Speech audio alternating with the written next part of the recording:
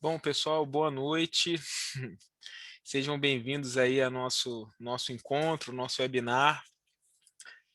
Primeiro a gente queria agradecer em nome da EPIMED, EPIMED e IBSP, a participação de todos vocês. Eu acho que vai ser um momento bem legal, de troca mesmo. Então, a gente vem aí trabalhando já há bastante tempo no nosso material, tanto no nosso site, junto com o IBSP, o quanto que a gente vem aí trabalhando no sentido de ajudar e apoiar as instituições no que tange aí a questão da gestão dos incidentes. Então, como a gente abriu aí esse evento, né, para todo mundo, inclusive clientes EPIMED, não clientes, enfim, eu só vou me apresentar bem rapidamente. Meu nome é Lucas, trabalho na EPIMED, sou gerente aí do produto EPIMED Segurança do Paciente. Para quem não conhece a EPIMED, então, né, é uma empresa voltada para um software de gestão da informação, que a gente tem aí módulos tanto para terapia intensiva, quanto para segurança do paciente, controle de infecção.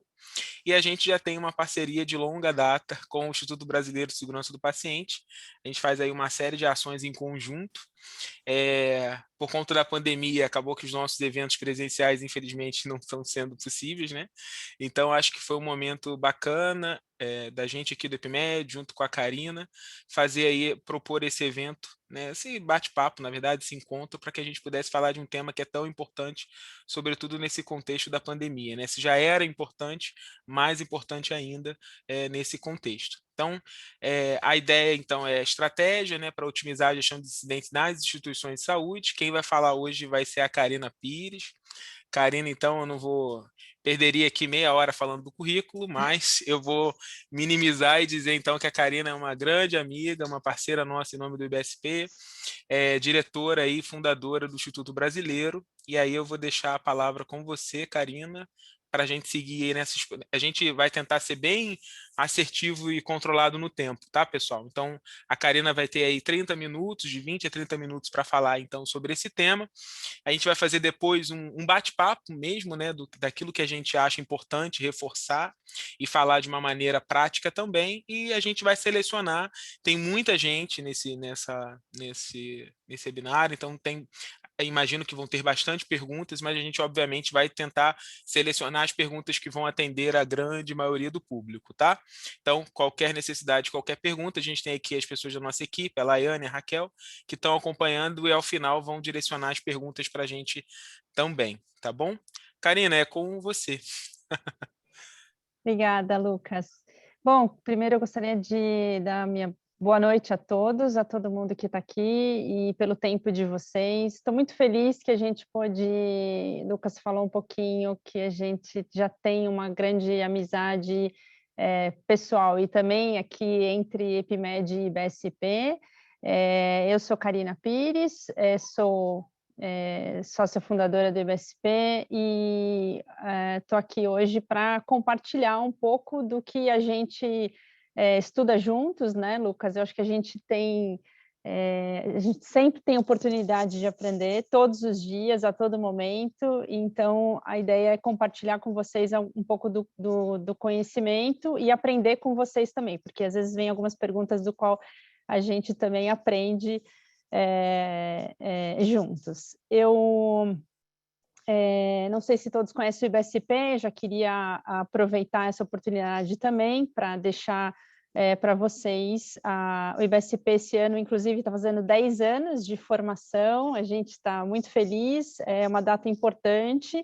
Nos últimos 5 anos, propriamente, a gente vem levando o conteúdo de qualidade e segurança para os profissionais de saúde e para as instituições. A gente tem um hub, é o hub do segmento de saúde mais acessado a nível nacional, e a gente leva esse conteúdo de forma gratuita para os profissionais e para as instituições. Isso é uma ferramenta importante e o que a gente preza mesmo é entregar um conteúdo de qualidade e atualizado para todos vocês e que a gente possa apoiar nesse movimento de segurança do paciente no nosso país e no mundo, né?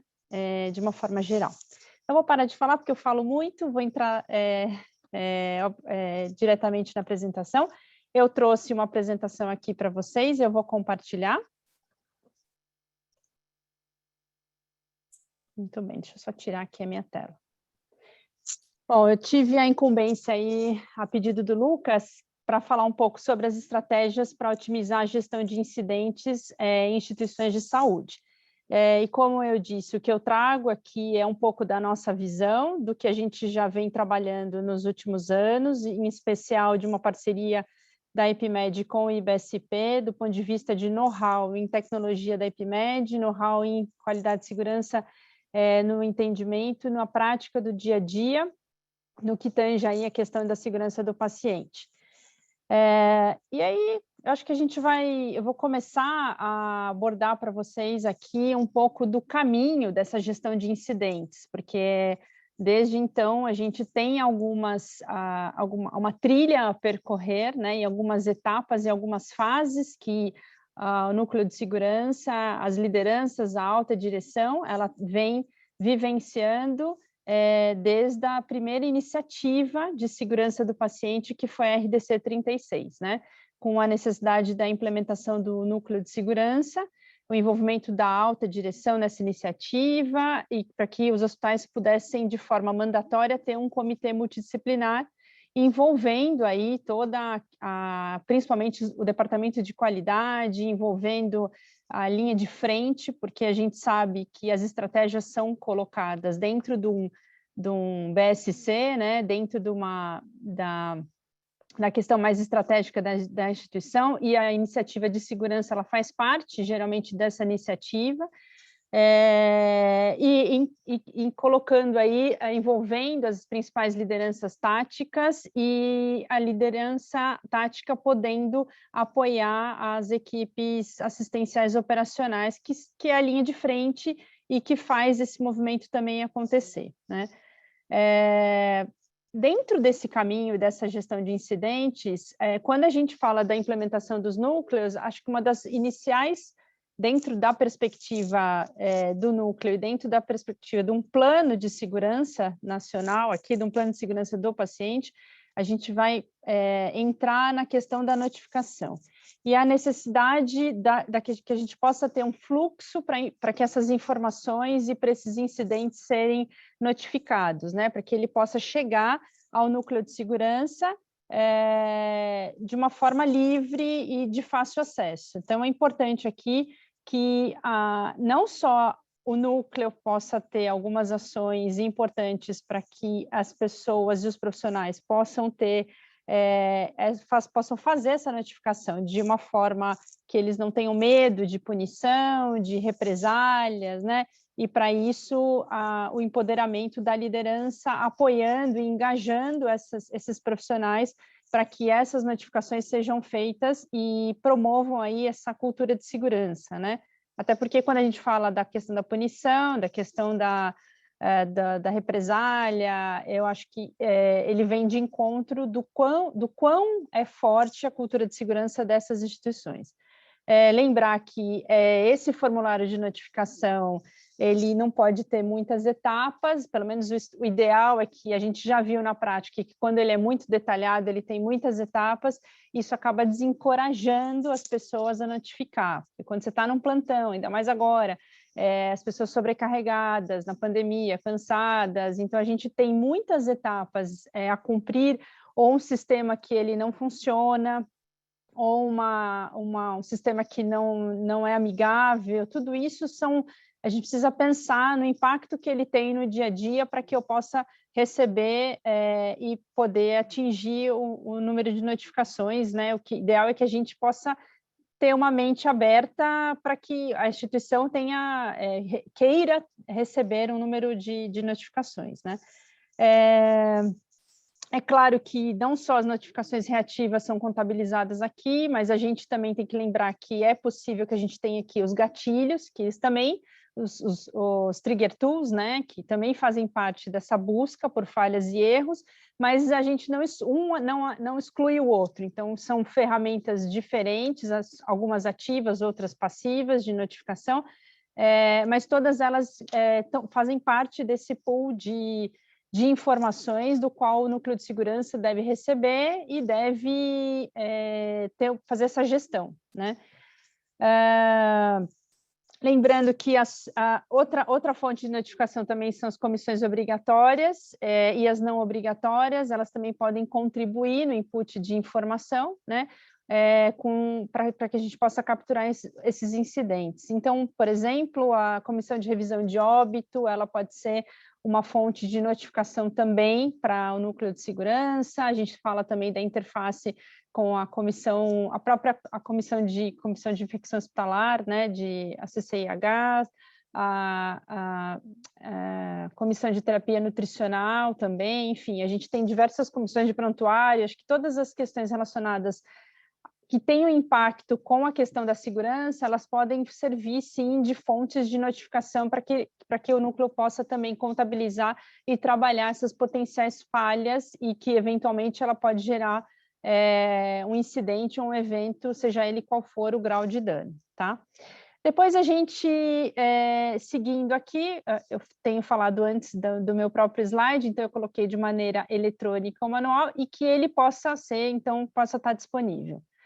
E aí, a fase subsequente a essa notificação, a gente vem para a classificação desses eventos, né? Então, a gente tem diversas maneiras de pensar como é que eu faço essa classificação de incidentes, que também pode ter o seu status dinâmico. E o que eu quero dizer com isso? Porque à medida em que a gente recebe a primeira notificação, a gente faz uma classificação prévia, identifica um potencial evento com dano e eu posso analisá-lo, e na análise, no final da minha análise, eu posso reclassificar. Então, de uma forma geral, eu acho que para tudo que for falado aqui, a gente está trazendo alguns conceitos e algumas questões práticas, mas nada disso é uma receita de bolo, né? Desde a iniciativa, porque a gente precisa pensar que os hospitais são muito diferentes, as formações, as estruturas, os recursos. Então, eu acho que existe uma customização mesmo da gestão desse núcleo de segurança, a gestão desses incidentes, a depender de todas essas variáveis da instituição. Então, usar a taxonomia da Organização Mundial de Saúde, que é a classificação internacional de segurança, eu acho que além da gente conseguir desmembrar e poder classificar de uma forma mais objetiva, eu acho que mais do que isso é fazer benchmarking, né? A gente consegue se comparar com outras instituições, né? Ainda que ela seja, muitos especialistas ainda colocam que ela é um pouco subjetiva e ela é difícil, ela tem diversas etapas, mas a gente precisa priorizar, e eu vou falar um pouco mais sobre isso aqui mais para frente, quais são as principais etapas do qual a gente precisa considerar, tá? Então, dependendo da minha análise, o status dessa classificação, que inicialmente ele poderia ser leve, então ele pode passar a ser moderado ou grave, depois dessa investigação. A classificação ela é extensa, segundo a principal referência, que é a taxonomia de segurança, a gente precisa minimizar, então, talvez o tipo de evento e o grau de dano, né? Que é uma das dificuldades aqui quando a instituição tem o seu número aumentado e não dá conta de classificar tudo que recebe. Então, primeiro a gente faz o maior esforço para que as pessoas notificam, depois vem um boom de informação e aí a gente se descabela e fala, e agora o que eu faço com isso? Como é que eu faço essa gestão e como é que eu dou conta de tudo isso? A fase subsequente, então, uma vez recebida essa notificação, então eu tenho a iniciativa, tenho um fluxo de notificação, tenho a classificação, né, tenho uma padronização para isso, eu vou investigar. A fase de investigação, ela requer aqui uma priorização do que efetivamente eu vou investigar, né? Em geral, esses eventos que sabidamente... Geralmente, o que a gente leva para uma investigação para buscar uma análise de causa-raiz são aqueles eventos que causaram um dano grave ou óbito, do qual a gente precisa gastar, eu não sei se a palavra correta seja gastar, mas dedicar um tempo para levantar essas informações para fazer essa investigação. E essa investigação ela depende de várias etapas, e dentro das etapas a gente vai lembrar da entrevista com esses envolvidos que estavam no evento, nessa análise do prontuário, e lembrar que não é só a análise do prontuário do atendimento, importante lembrar de todo o tempo em que o paciente esteve na instituição, inclusive de internações anteriores, até porque a internação e o evento pode ter relação com o atendimento anterior, de um dia para trás, né, do dia do evento, dia anterior, ou 2, ou uma semana. Então, é importante buscar toda a cronologia desses fatos, inclusive do ponto de vista do prontuário, e buscar todos os atendimentos e tentar identificar a correlação dessas informações com o evento propriamente dito, tá? É importante lembrar que se a gente tem um evento, por exemplo, a dose inadvertida de algum medicamento, e isso foi causado por um equipamento, por exemplo, uma bomba de infusão, ou uma ampola, ou uma seringa, enfim, esses insumos, esses equipamentos, todos os elementos que compõem esse evento, eles precisam ser separados, porque o ideal é que seja feita uma análise, né, mais minuciosa desses insumos, para que ele possa compor nessa investigação. Passada a fase da investigação, pensando quando que eu faço a investigação, então uma questão, acho que antes de tudo isso que eu falei, é priorização. Então a matriz de priorização é o que efetivamente eu vou levar para a investigação, e como eu falei, a gente conseguiu levantar um número grande de notificações, mas será que eu preciso analisar tudo? Então o que vai para a minha priorização? E aí existe uma matriz para isso, para eu priorizar o que realmente, qual o tempo que eu vou levar, porque tudo isso, todas essas fases que eu falei vão levar bastante tempo. Vão levar bastante tempo para fazer essa análise, para levantar esses dados, para fazer análise. Aqui é importante que a gente considere qual é a ferramenta ideal para analisar o evento adverso. A busca aqui pela causa raiz, ela leva a gente automaticamente a entender os fatores que contribuíram para que esse incidente acontecesse. Então, eu acho que não dá para... A gente só consegue fazer uma análise robusta, e talvez eu não vou nem colocar do ponto de vista fiel, né? Porque a análise ela precisa, para a gente poder ter a acurácia, a efetividade desses dados, dessas informações, a gente precisa desses elementos. Então, quanto maior o número de dados, de informações e de elementos que a gente tiver nesse levantamento de dados, né, dessas entrevistas, levantamento de prontuário, ela vai contribuir, obviamente, para que a gente possa conseguir colocar na análise e seja mais próximo do real, né, para a gente não esquecer de nenhuma etapa que não foi eventualmente levantada e a gente deixou de estudar.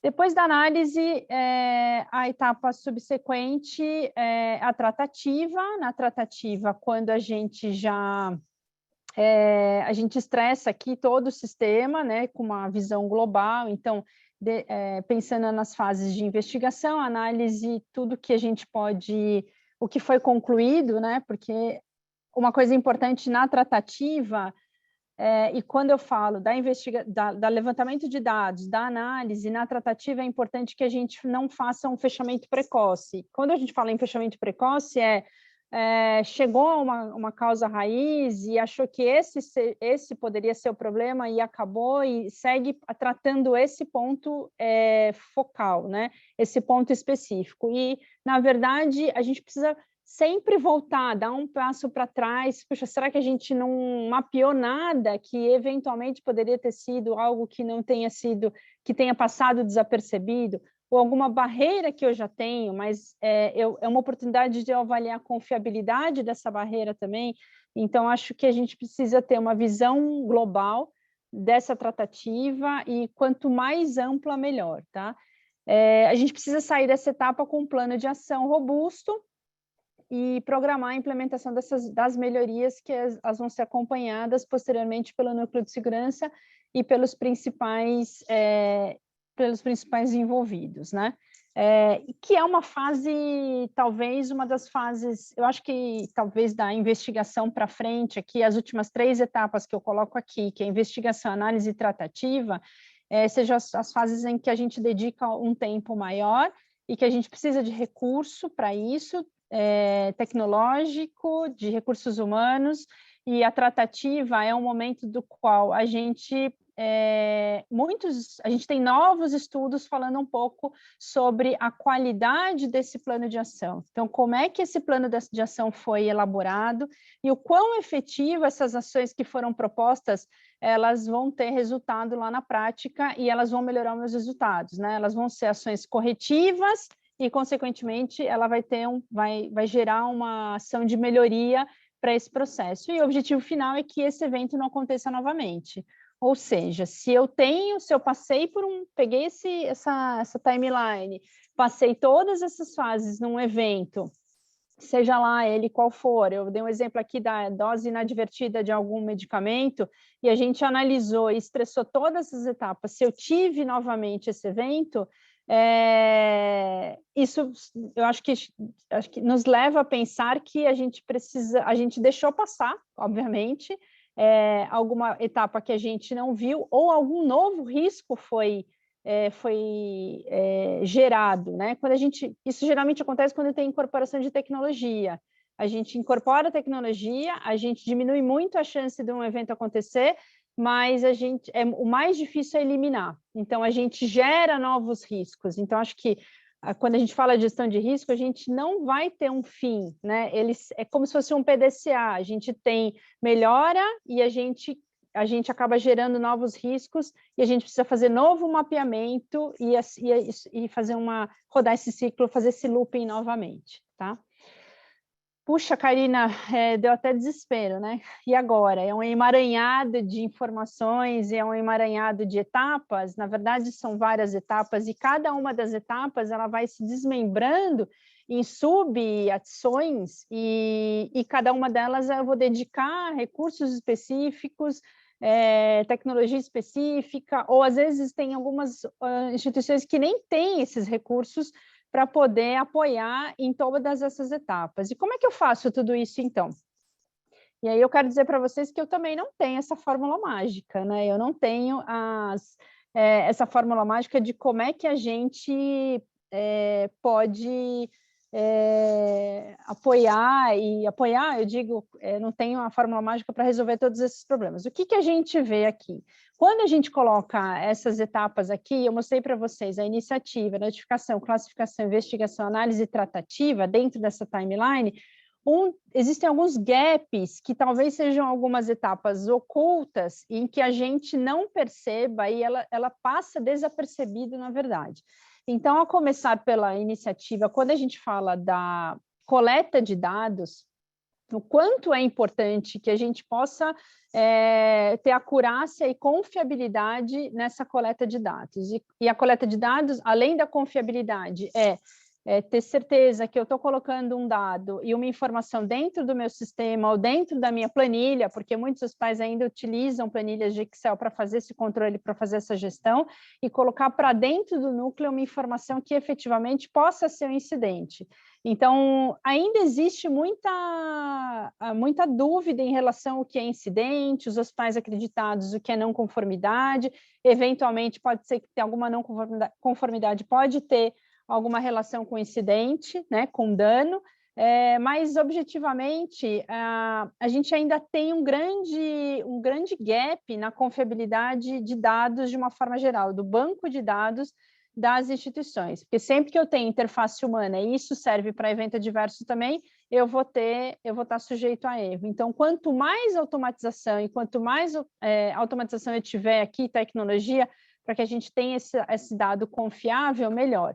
Mas lembrar que quem preenche também são pessoas, né? Então, a gente precisa ter a confiabilidade desde a coleta da informação, até porque essa coleta e esses dados vão gerar informações que vão apoiar depois na decisão, apoiando a decisão no dia a dia dessa gestão. Do ponto de vista de educação, é importante lembrar que essa notificação, quando a gente coloca ele disponível para os profissionais de saúde, para a equipe multidisciplinar, seja ela principalmente para o nível operacional assistencial, a gente está falando de um instrumento que ele tem que ser direcionador, né? Rápido, fácil acesso, e eu tenho que aproveitar essa oportunidade aqui, até porque quando a gente fala de grandes instituições, de redes, a gente está usando a classificação da OMS, por exemplo, por hipótese, como é que eu faço essa informação chegar lá na ponta? Como é que ele vai entender o que é um near miss, o que é um incidente sem dano, um evento adverso, um evento com dano leve, grave, moderado? Então, eu acho que é um exercício diário, quando a gente abre esse instrumento, dá oportunidade também para que esse indivíduo que está lá na ponta, que está notificando,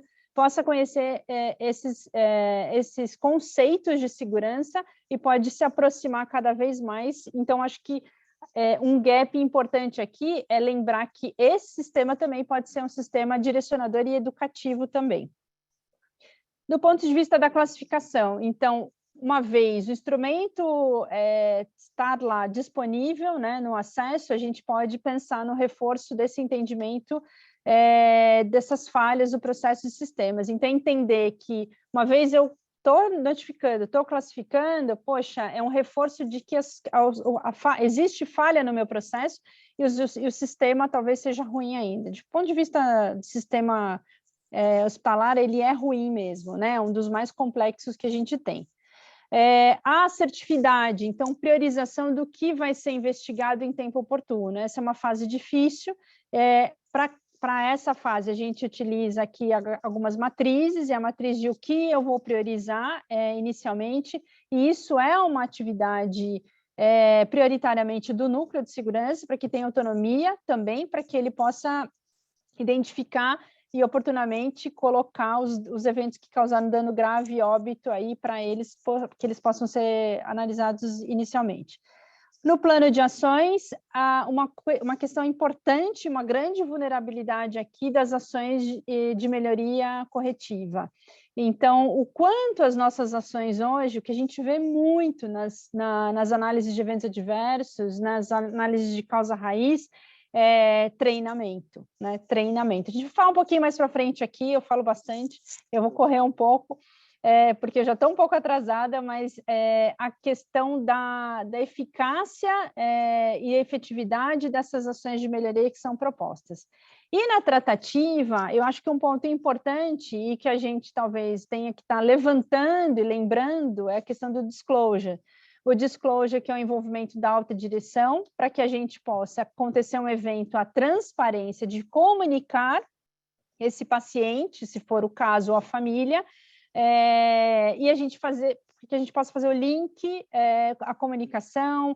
Para isso, eu preciso do treinamento desses profissionais, porque não é uma comunicação simples, é uma comunicação que requer um preparo, né? E já tem muitos trabalhos mostrando que isso mitiga a questão de litígio e, logicamente, que usar o evento adverso com dano grave e óbito do qual foi feito o disclosure para que ele possa servir de aprendizado com erro. Então, acho que esse é o ponto fundamental.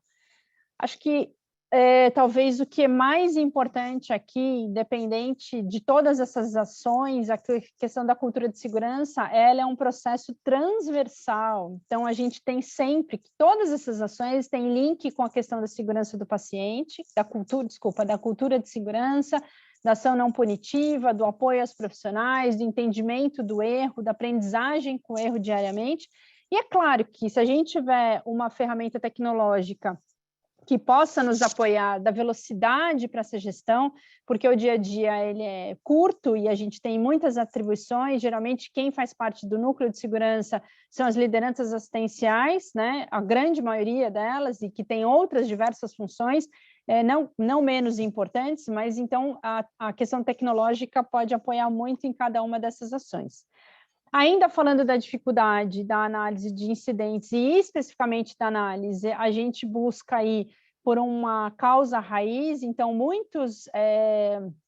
a ideia é que a gente possa buscar mais de uma causa, né? Múltiplos fatores contribuintes, então quando a gente tem uma causa raiz, a gente busca por fatores contribuintes, mas pode ser que a gente tenha mais de uma causa raiz desse problema, ou seja, ela vai se abrindo, né?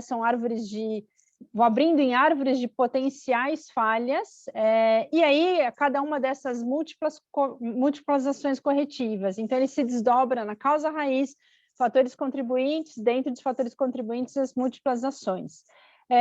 O que a gente mais tem dificuldade de fazer, que é identificar esses perigos, essas vulnerabilidades do sistema, entendendo ao quanto não é confiável, talvez uma barreira que eu já tenha, planejar essas ações para que elas sejam efetivas e, como eu falei no começo, para que esses eventos não aconteçam no futuro. Agora, a análise de causa raiz, apesar dela não ser... tem esses especialistas têm um material da National Patient Safety Foundation de 2015, colocando alguns especialistas colocando o quanto a análise de causa raiz já faz parte dessa cultura de segurança.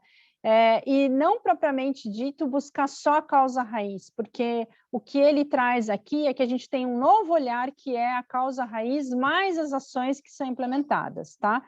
E o que eu quero dizer com isso?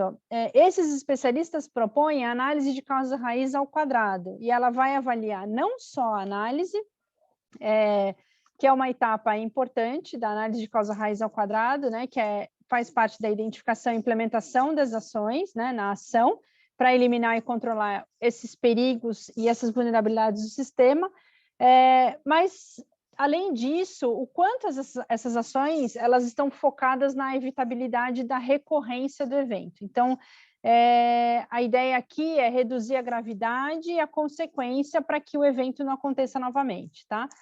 A recomendação é que as equipes que trabalham com esse formato da análise de causa raiz ao quadrado, para que elas possam buscar por ações, né? Então, quando eu tenho o desdobramento, que é propor dentro dos fatores contribuintes, propor as ações corretivas, a gente tem 3 tipos de ações. Então, a ação que eles consideram, e tem uma classificação para ação forte, ação intermediária e ação fraca, tá?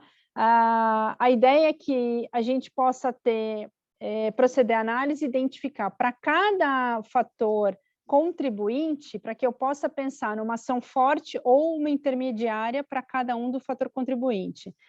E, às vezes, não que às vezes é importante a gente começar, vocês vão ver mais para frente, que é mais fácil, a gente tem uma tendência a colocar muitas ações que, pela classificação, ela é considerada fraca. Não que ela não seja necessária. Então, por exemplo, eu dei o exemplo do treinamento, um treinamento, uma mudança de política é uma ação fraca, mas às vezes, ela precisa, de fato, ser implementada, mas ela sozinha, ela não tem o poder de mudar e de ser efetiva para esse processo. Então, o ideal é que vocês pensem, e ele diz isso, né? Os autores colocam para que a gente use uma fraca e subsequente uma intermediária. Ela não pode vir sozinha, né? Ela é temporária e que a gente possa pensar nas ações que possam vir posteriormente para que a gente possa ter a mudança. E aí, pensando em melhorar ainda mais a segurança, essas ações elas devem ser implementadas para que a gente possa fazer a medida da sua eficácia. Então, uma recomendação é atribuir responsabilidade dessa ação para um indivíduo e definir o prazo para execução. Então, o que quer dizer? Então, o núcleo de segurança vai atribuir quem vai aplicar essa ação que é considerada forte. Quando a gente coloca um grupo de pessoas para fazer isso, a gente divide a responsabilidade e ninguém acaba fazendo. Então, é atribuir função mesmo e colocar para um indivíduo, e claro, obviamente que esse indivíduo tem que ter autonomia para implementar essas ações, tá? E aí, partindo daqui, dessa análise de causa raiz ao quadrado, que leva em consideração a questão da ação e que quando eu coloco a ação, eu atribuo a ela um grau de efetividade, seja ela fraca, intermediária ou forte, feito isso, esse mesmo artigo sugere que a gente possa ter uma medida de processo e um resultado. Para cada uma dessas ações que a gente está classificando, e uma medida de processo pode ser minimamente algo simples como documentar que essa ação foi implementada. Porque, feito o plano, feito a proposta de ação e feito a classificação, eu preciso checar. Lembra da timeline? A última etapa era a implementação, era o acesso, tá? Ainda dentro da ocorrência do evento adverso e o desdobramento aqui da análise de causa raiz, eu tenho um evento, então, quando o evento acontece, nesse momento a gente vai precisar de esforços para direcionar, para que a gente possa ter ações imediatas aqui, pensando no cuidado do paciente, para tornar essa situação um pouco mais segura, né? Identificou um evento que causou dano grave para o paciente, nesse caso. Depois a gente vem com a priorização. Na priorização, pensando em tese aqui, toda a segurança do paciente, gestão de risco e gestão da qualidade, é geralmente responsável pela priorização das ações, e nesse momento a gente precisa colocar numa matriz de risco. Essa matriz de risco, para quem quiser conhecer um pouco melhor, a gente tem o detalhamento dela na ISO 31010, que aborda todas essas etapas e como é que eu coloco ela numa matriz de tolerabilidade. Aqui, o ideal é que essas duas fases, desde a identificação do evento até a priorização, a gente tem uma resolução em 72 horas. Partindo daqui, a gente vai para a análise. Então, na análise, entender o que aconteceu necessariamente. Nesse momento, a gente vai iniciar com a análise, vai fazer investigação, levantamento de dados, entender todo esse processo e fazer a proposta de ações corretivas. Esse processo todo, dessas 3 etapas aqui, do que aconteceu, analisar e propor essas ações, o ideal é que ele seja feito de 30 a 45 dias. Então, vejam que eu estou falando de 45, 47, 40, um pouco mais de 40 dias, a gente precisa ter todo o evento investigado, todo o evento analisado, todas as ações propostas, as ações todas avaliadas. E, posteriormente a esse período, a implementação dessas ações, a medição e feedback. E a gente fala muito do feedback porque é importante que a gente possa dar o feedback imediato para as pessoas, para as equipes, para a área. Um evento que aconteceu e que causou um óbito, ele pode servir de um feedback para toda a instituição, inclusive, porque ele pode gerar um novo protocolo do qual a instituição não tinha ou nunca tinha mapeado esse risco, e a gente, novamente, aprende com esse erro. Isso reforça a preocupação da instituição, do ponto de vista institucional mesmo, com a segurança do paciente, inclusive fora da instituição, né, para a mídia também. E como é que eu otimizo isso? Então, a pergunta inicial dessa apresentação, como é que eu otimizo a gestão de incidentes na minha instituição?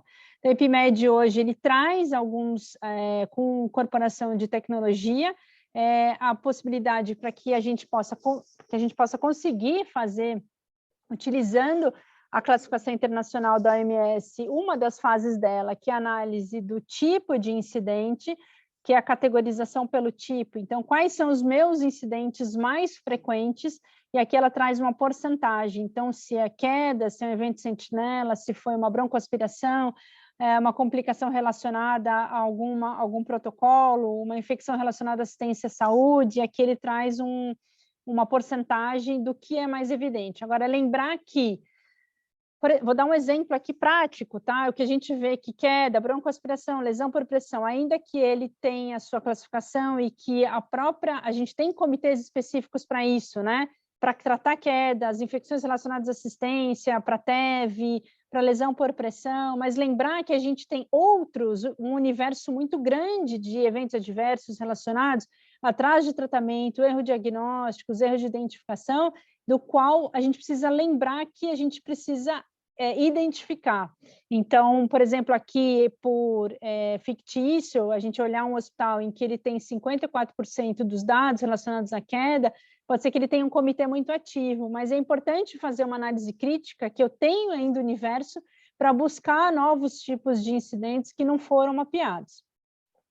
A gestão ainda traz em tempo real, né, a gravidade desses eventos, então, partindo ainda dessa classificação, e aqui a classificação pelo grau de dano, então, separando os eventos que tiveram evento adverso com dano grave, evento sentinela, óbitos, pacientes que foram óbito e o total. Então, aqui com uma curva de tendência, do qual foi os eventos de maior incidência, e depois aqui o mesmo dado, trazendo ele por dia, né? A incidência desses eventos relacionados à frequência por dia, evento adverso com dano grave, sentinela, óbito e o total.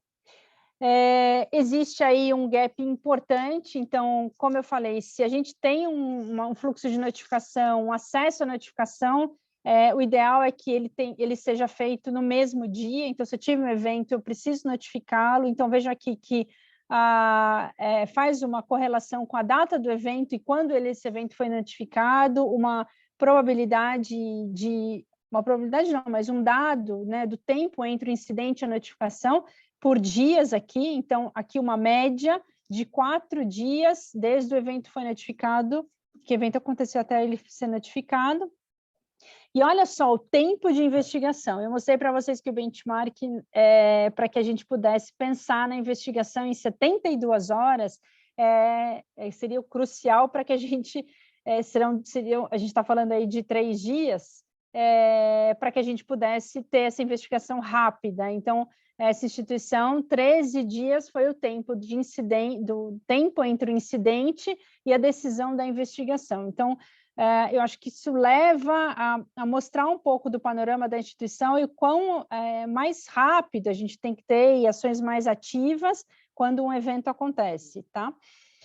Os fatores contribuintes, então, a partir da análise dos eventos que foram para análise e que eles foram desmembrando para fatores contribuintes, a classificação desses fatores contribuintes, quais são os de maior incidência. Eu tenho aqui condição clínica do paciente, guidelines, natureza da atividade.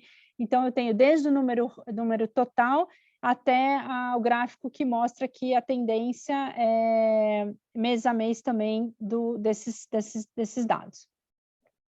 A gestão do plano de ação que eu coloquei para vocês e que eu falei um pouquinho, a força desse plano de ação. Então, acho que essa talvez seja uma das principais ganhos aqui do sistema e que mostra o quanto a minha ação ela vai ser efetiva. Então, e olha aqui a quantidade a gente lembrar que esse plano de ações ele foi desmembrado dos fatores contribuintes, né?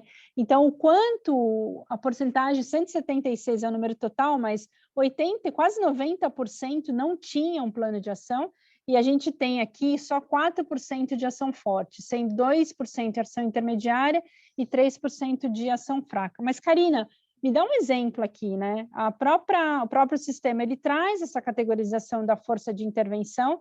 Então, quando a gente coloca aqui uma ação forte, a gente estava, no passado, muitos gestores de núcleo pensavam que uma ação forte seria múltiplas ações direcionadas, e o que a gente viu, talvez uma ação específica e única, ela pode ser mais efetiva. Por exemplo, aqui uma mudança estrutural física, ela é considerada uma ação forte que pode ter uma mudança significativa.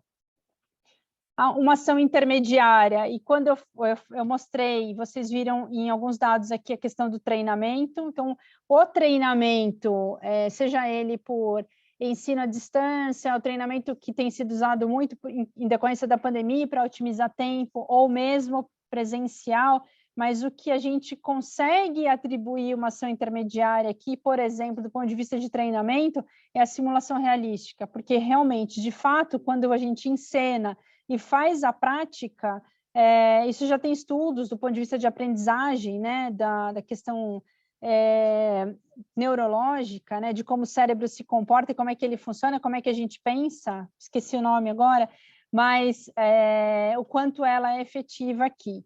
E uma ação fraca e que eu acho que muitos já trabalharam com a dupla checagem, né, de medicamentos, por exemplo, que a gente, principalmente os medicamentos de alto risco, quando a gente coloca 2 indivíduos, 2 profissionais para fazer a checagem daquela aplicação. E a gente sabe que a gente está colocando duas ação que é dependente de perfeição humana. Não só por isso, mas ele está considerado aqui como uma ação fraca. Então, a dupla checagem é um exemplo aqui dessa condição. Além desses dados, a gente consegue enxergar ponto de vista de gestão da imagem e transparência. Então, eu falei do disclosure, o quanto é importante a gente ter um processo estruturado de comunicação e más notícias, né, de comunicação de um evento que tenha acontecido, e desses casos que foram feito disclosure, quantos foram acionados, quantos tiveram litígio, do ponto de vista jurídico aqui. E um ponto importante é a questão da educação permanente. Então, quando eu coloco, e eu falei no começo, quando eu coloco aquele formulário eletrônico para facilitar, né? Ele pode ser manual, porque algumas instituições não têm recurso, mas o ideal aqui é que eu coloque ele vai clicando, né, nos campos, entendendo e já desmembrando esse incidente, esse evento, essa notificação dentro da classificação. E aí, quando isso é categorizado como um evento que causou um dano grave ou óbito, a gente está falando de um evento que ele precisa ser comunicado para a alta direção ou para as lideranças assistenciais. Então, uma vez ele notificado como grave ou óbito, ele automaticamente gera um link, né, um alerta para a alta direção ou para quem for que tenha sido mapeado aqui no sistema, uma vez ele tenha sido notificado, para que a gente tenha ações rápidas em 72 horas, decida se a gente vai fazer essa investigação ou não. De uma forma geral, eu acho que assim, os pontos essenciais da segurança, então, pensar para essa gestão uma análise crítica dessa gestão de incidentes, que passe por todas essas etapas que eu abordei com vocês, a confiabilidade dessas informações e dessa coleta de dados, desde o ponto que eu recebo, quando eu faço o input, que eu faço a classificação, e como é que eu faço a análise crítica dessas informações. Então, é a verificação e acurácia de cada uma dessas etapas, até porque se eu classifico errado, eu vou ter um resultado errado e ele é subsequente, né, as etapas subsequentes, e lembrar que cada uma dessas etapas existe oportunidade de educação para todos os níveis, desde o estratégico, tático, operacional, assistencial. É possível que a gente possa ter estratégias direcionadas para cada uma dessas ações. Eu queria só aproveitar para mostrar para vocês também que a gente tem uma parceria com a EPIMED, junto com a experiência do IBSP do ponto de vista de qualidade de segurança e a tecnologia da EPIMED. A gente criou um programa, que é o programa Mais IBSP, é um acrônimo, o Mais é um acrônimo, para trazer um apoio a mais para as instituições. O acrônimo quer dizer medindo e aperfeiçoando indicadores de segurança, do ponto de vista aqui assistencial. A gente tem 3 níveis de validação. O nível 1, ele vai buscar por indicadores de qualidade de segurança, especificamente de UTI, e quais são as oportunidades de melhoria.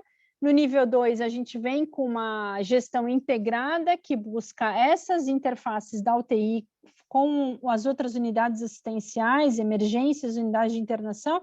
E no nível 3, mais especificamente, o mais eficiente, que é uma organização que tem capacidade de realizar uma análise qualificada de eventos, que passa por todas essas fases que eu mostrei para vocês. Então, o programa ele tem 4 dimensões: UTI, uma gestão e uma análise crítica de dados, de coleta de dados para cuidados intensivos, para prevenção relacionada à assistência, gestão de risco e segurança do paciente. E eu deixei maior porque acho que o objetivo principal desse webinar, que eu já falei bastante, né, Lucas, e já passei do meu horário, é gestão de risco e segurança do paciente. E aqui, de forma geral, a gente vem com um programa que pode apoiar cada uma desses gaps que eu mostrei em cada uma dessas fases, que contribui para a construção dessa e sustentabilidade dessa segurança da cultura de segurança do paciente. Mais do que isso, o programa Mais ele vem apoiar as ações mais complexas dessa gestão de incidentes e essas estratégias. Então, desde a coleta de dados, promover o engajamento das equipes multidisciplinares, identificar essas fases ocultas e complexas que a gente já abordou aqui e que elas são difíceis mesmo de gerir, de ser feita a gestão, apoiar para que vocês possam ter uma robustez na análise tratativa desses eventos e, consequentemente, promover uma melhoria de processos e otimização desses recursos, né? E ter uma visão sistêmica. Eu acho que é uma questão importante ter uma visão do todo da instituição e de todas as... até porque a gente trabalha com equipe multidisciplinar, esse também é um conceito do programa, para buscar um apoio educacional aqui para cada uma dessas fases. Agora sim.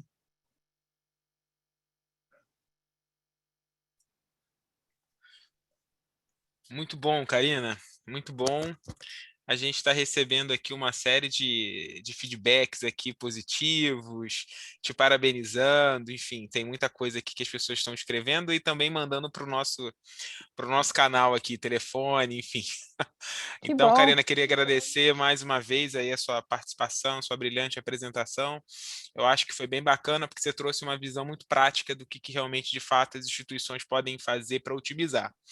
Como a gente tem aí mais 10 minutos, pessoal, eu vou tentar selecionar aqui algumas perguntas e algumas coisas que a gente pode discutir na prática, tá? E aí a gente vai ser bem assertivo com o tempo para justamente não aí alongar mais. Uma delas, Karina, que a gente que olhando aí, vendo, ouvindo você, eu acho que tem pontos que a gente pode só reforçar e as pessoas conseguirem levar isso para as instituições. Uma delas seria, então, o que a gente vê, né? Você aí no IBSP, eu aqui no EPIMED, né? A gente tem aí a implementação da ferramenta em mais de 200 instituições, não só no Brasil, mas fora do Brasil também. A gente tem hospitais no Chile, no Uruguai, e a gente acaba levando essa questão da importância da taxonomia do OMS.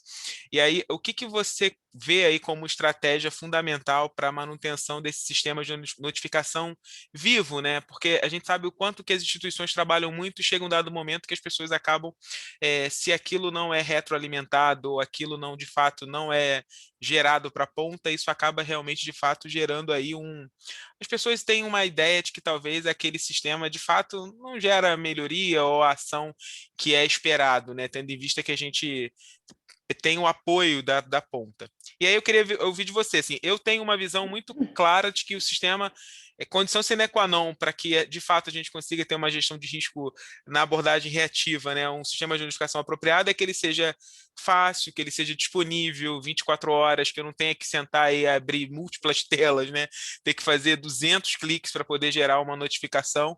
Eu, então, que sempre fui de terapia intensiva, imagina, né? Se entre um atendimento e outro de um paciente, você tem que talvez demorar aí 30, 40 minutos para conseguir gerar uma notificação. E aí eu queria ouvir de você, assim, o que você acha que talvez mais uma estratégia, além do sistema ser simples, fácil, amigável, o que você acha da questão do feedback que você colocou aí na sua apresentação, né? Como uma forma de fazer com que esse sistema seja retroalimentado, né?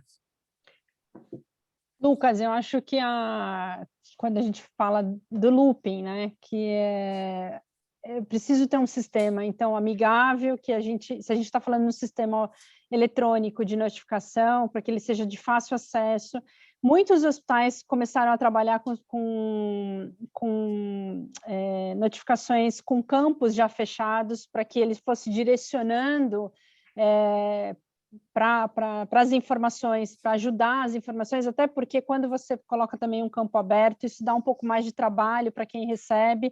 Não existe uma forma, como a gente falou, né, uma fórmula mágica, mas acho que um dos pontos mais importantes é que ele seja de fácil acesso. Acho que essa é uma informação importante, né, que seja rápido, simples. Então, a questão da simplificação, a gente já quanto tempo se fala em qualidade e segurança da simplificação lá na ponta? Porque a ponta tem altas tarefas, assim, multitarefas, Exato.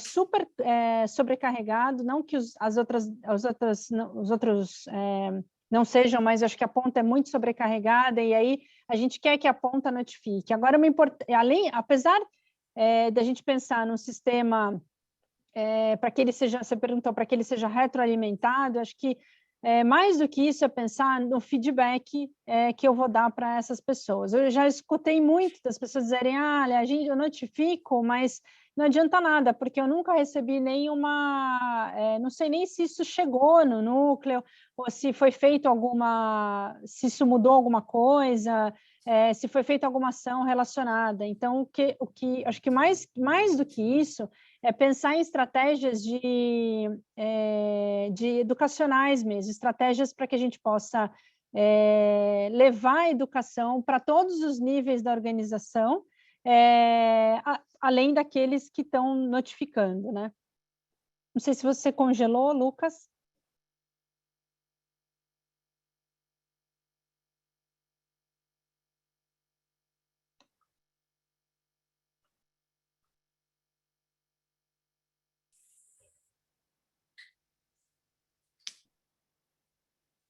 Você me ouviu?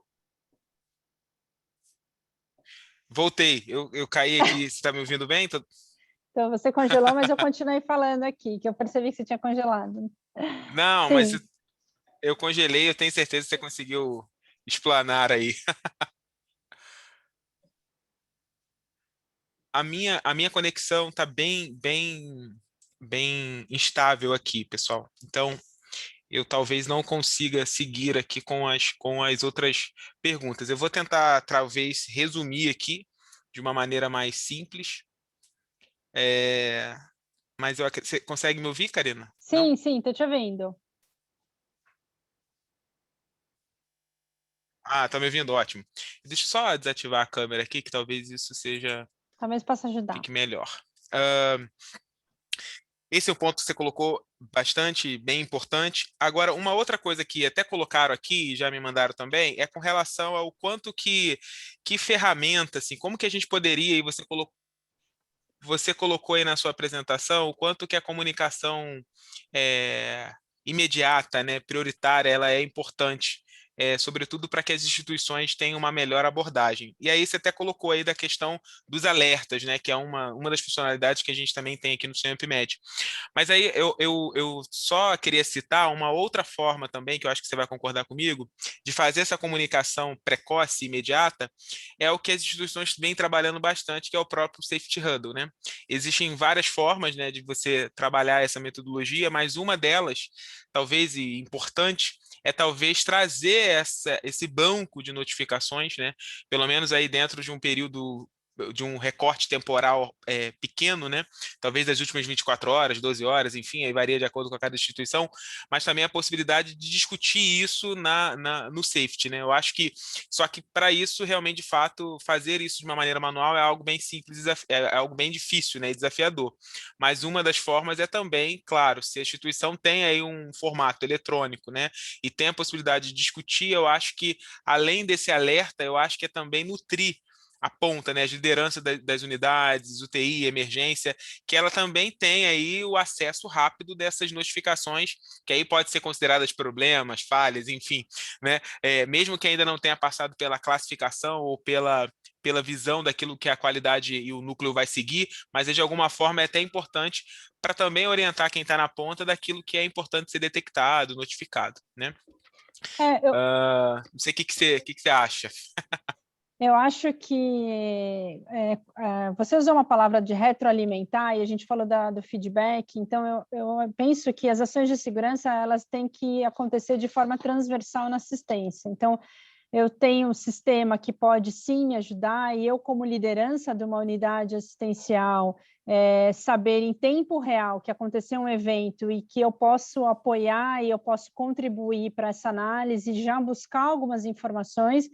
É lógico que se a gente está falando de um evento com dano grave e óbito, que é o que chega mais rápido e que gera alerta, principalmente para a alta direção, para que a alta direção, o evento aconteceu de noite, chegar lá de manhã, já tem equipe da reportagem na porta do hospital e ele Eu não vou está nem encerrar. sabendo o que está acontecendo.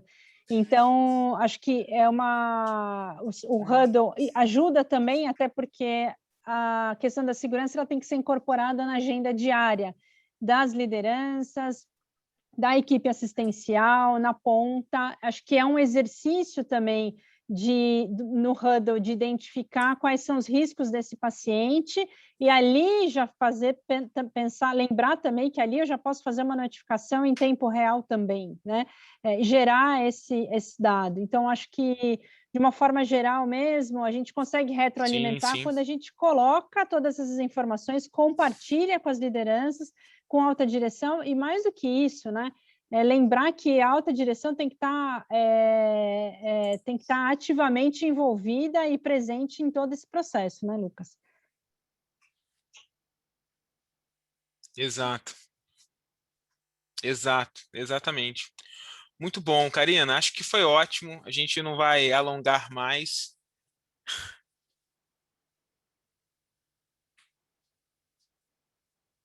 Você consegue me ouvir? A minha conexão está bem estável, bem estável. Eu acho que a Consigo. gente conseguiu, né, atingir o nosso objetivo. Você, mais uma vez, brilhante.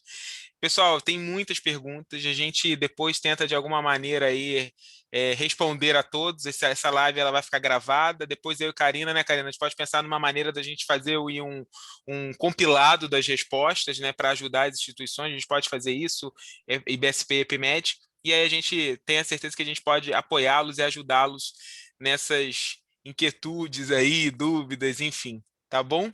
Era isso, Karina. Obrigado mais Lucas, uma vez, viu? eu queria agradecer. Eu acho que eu já vou colocar um compromisso aqui para que a gente possa fazer um compilado dessas principais perguntas. A gente pode fazer uma live no IBSP e levar essas informações, a gente Ótimo. discute juntos, que eu acho que a gente pensa melhor quando a gente faz juntos. E obrigada pela oportunidade e que a gente possa ter próximos encontros aqui. Obrigada. Muito bom. Eu que agradeço. Pessoal, boa noite por ter ficado até o final. Muita gente mandando mensagem, elogiando, agradecendo. Boa noite para todo mundo. Até o nosso próxima live, próxima aula, próximo evento. Um abraço, pessoal. Obrigada, Tchau, um tchau. abraço, tchau, tchau.